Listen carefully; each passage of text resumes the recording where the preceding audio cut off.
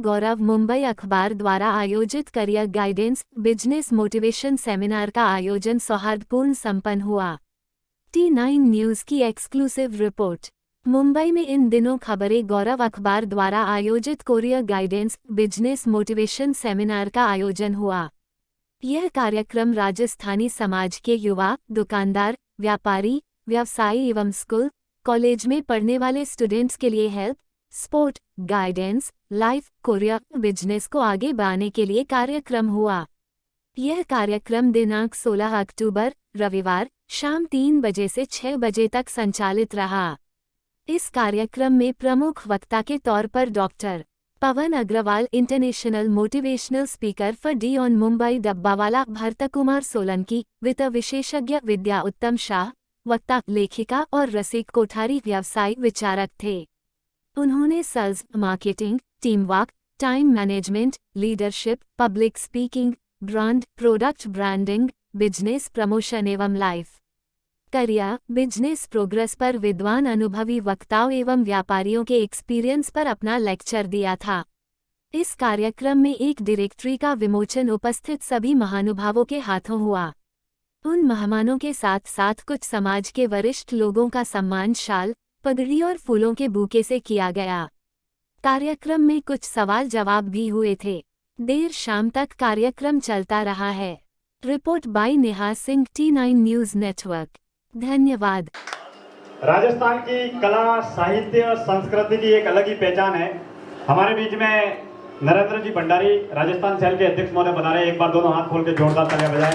आप पधारे इस कार्यक्रम में, बहुत बहुत स्वागत, बहुत बहुत अभिनंदन। उपन्यासकार करण जी निम्बार्क, आपका भी बहुत बहुत स्वागत है।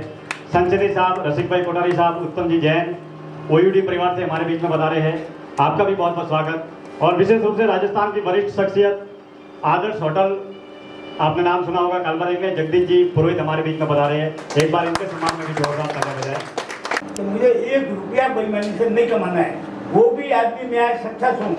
मैंने 1 रुपया बेईमानी से नहीं कमाया है, ये मैं गारंटी है। ये जो मेरे जब तेज कितना, मेरी 77 की एज है और ये तेज उसी का है, ईमानदारी का तेज है। मैंने 1 पैसा भी बेईमानी से नहीं कमाया। कोई आदमी अगर ये कहता है कि ईमानदारी वाला आदमी भूखे मरता तो बिल्कुल गलत है, क्योंकि उसने रास्ता ही बेईमानी का चुना है। जो मेरा ये कहना है, ईमानदार वाला भूखा नहीं मरता, उसकी गुरबुल धीरे धीरे बढ़ती जाती है, वो उन ऊंचाइयों पे पहुंच जाता है जहाँ बेईमान नहीं पहुंच सकता। और बेईमान का पैसा कुछ टाइम के लिए चमक दिखेगा, लेकिन अगली रोज भी आप जीवनी पढ़िए तो बाद में वो बर्बाद हो गए। और जब मुझे पता चला कि सब राजस्थान के लोग आने वाले हैं तो बहुत खुशी हुई। थैंक यू, बहुत बहुत धन्यवाद। सबसे पहले मैं सम्मानित मंच को नमन करती हूँ और पधारे हुए सभी सम्मानीय श्रोताओं का अभिवादन करती हूँ। इतना सुंदर कार्यक्रम हमारे दिनेश भाई माली ने रखा है। सबसे पहले आप हमारे जो दिनेश्वर माली हैं उनके लिए तालियां बजाइए कि ऐसा हंसता मुस्कुराता सा चेहरा जो सबको इतने आदर और सम्मान से बुला रहा है बार बार। मुझे याद है जब ये मुंबई आए थे आज से 10-11 साल पहले, इन्होंने मुझे अपनी कविता के साथ पत्र लिखा था दिनेश भाई। तो इन्होंने काफ़ी सही कहा है कि 14 साल की उम्र में आप मुंबई पधारे थे। तो मेरा भी बचपन ऐसा ही है, मैंने भी 15 साल की उम्र में कार्य चालू किया है और रेस लंबी है। तो हम सबको एक ही मैं आप सबको बताना चाहूँगा कि हम यहाँ आए हैं कुछ जीतने के लिए आए हैं। राजस्थान की भूमि से हर एक आदमी अपने आप को योद्धा समझे। महाराणा प्रताप की भूमि से हम लोग सभी आए हुए हैं। हमने घास की रोटी खा के हमने हमारा राजस्थान कभी गुलाम नहीं रहा है और न कभी हम गुलामी की सोच समझ सकते हैं। तो हम सबको यही प्रयत्न करना है कि हमें ईमानदारी बनना, ये सबसे पहला गुण होना चाहिए। राष्ट्र सबसे पहला होना चाहिए। दूसरा मेरा मानना है कि सर्वप्रथम जो भाई साहब ने कहा है कि राष्ट्र रहेगा तो हमारा धर्म रहेगा, तो ऐसी सोच हम सब में होनी चाहिए। जमाना चाहे कल का हो या आज का हो, जो मार्केट जो चलता है वो डिमांड एंड सप्लाई के ऊपर ही चलता है। उस सप्लाई और डिमांड में जो सप्लाई आ रही है उसको हम कितना होल्ड करने की कैपेसिटी है। अगर अपनी होल्ड करने की कैपेसिटी नहीं है तो वो माल अपने को सस्ते में बेचना पड़ेगा, पैसा छोड़ना पड़ेगा। अभी की बात करूँ तो धीरूभाई अंबानी के समय में भी ऐसा ही था कि वो भाव बढ़ाने के लिए अपने माल की सप्लाई रोक देते थे। तो वो माल की सप्लाई रोकने के साथ में उनकी होल्डिंग कैपेसिटी भी होती थी। और ये जो कर्जा वगैरह जो करते हैं वो उसी सेगमेंट को होल्ड करने के लिए कट करते थे। डिब्बे वाला खाना देता है हस्बैंड को, लेकिन खुश करता है उसकी बीवी को। ये बिजनेस का उसूल है, ये बिजनेस का उसूल है कि आप सर जो भी बिजनेस करें, customer satisfaction is very important, but उससे भी इक्वल इंपॉर्टेंट है कि आपकी सेवा का औरों को ज्ञान मिले।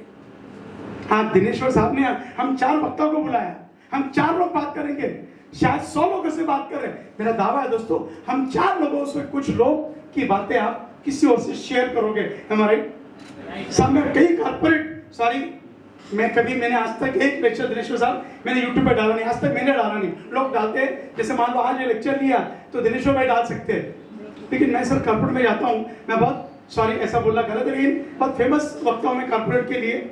लेकिन सब दिक्कत क्या है ना, युवा अटेंड तो करता है लेकिन दिमाग से अटेंड नहीं करता है।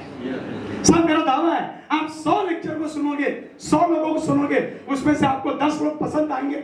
वो 10 में से एक बंदा ऐसी बात बोलकर जाएगा जो आपकी जिंदगी बदल देगा। है हमारा ये हकीकत। राजस्थान से बिलोंग करता हूँ। मैं यहाँ पे बैंक ऑफ इंडिया में एज ए ऑफिसर काम कर रहा हूँ।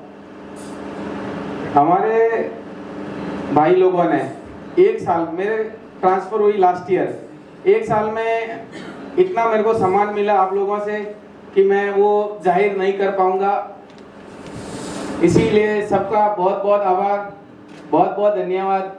Thank you so much. मेरे जो दिनेश भाई कहना चाहूंगी कि आपने मुझे कश्मीर की वादियों में कुल्फी बेचने का काम सौंपा है। इतने सम्मानीय वक्ताओं को सुनने के बाद अब मुझे कहा गया है कि आप अपने विचार रखिए, तो मेरे लिए कठिन है लेकिन आसान भी हो गया, क्योंकि मैंने बहुत सा ज्ञान अर्जित किया है हमारे रसिक भाई कोठारी से, भरत भाई से और हमारे माननीय पवन जी से। तो मैं उनकी चीजों को समावेश करते हुए मैं कभी भी जब भी जाती हूँ लेक्चर देने तो मैं लेक्चर लिखती नहीं हूँ, क्योंकि अगर मैं लिख लूँ तो मैं बंध जाती हूँ उसके साथ। तो मुझे जो ऑन द स्पॉट जो आता है वो बोलती हूँ। और जो काम मीडिया से ये कर रहे हैं, मैं समझता कि मीडिया में काफी अच्छा काम हो रहा है। जैसे आज इतने बड़े वक्ता और इतना बड़ा सब जो नॉलेज मिला है, उससे लगता है कि काफी मोटिवेशन और जो इनका सेमिनार था वो काफी सक्सेस है और आगे और बड़े स्केल पर भी मालिक साहब ये कर सकते हैं। तो शुभकामनाएं, आप लोग पधारे, इसके लिए बहुत बहुत धन्यवाद। बुद्धिमान लोग उसका एक आकलन, आने वाला टाइम कैसा है, परिस्थिति कैसी है, प्रकृति कैसी है। पुराने जमाने में हर राजा के पास एक ज्योतिषी होता था, वो वर्षा की भविष्यवाणी करता था, देश में कब युद्ध हो सकता है अपनी सेना की तैयारी करता था। तो इसको सिर्फ एक इंडिविजुअल किसी व्यक्ति के लिए नहीं, ये प्रकृति के लिए एक संभावनाओं को बताने का एक विज्ञान है।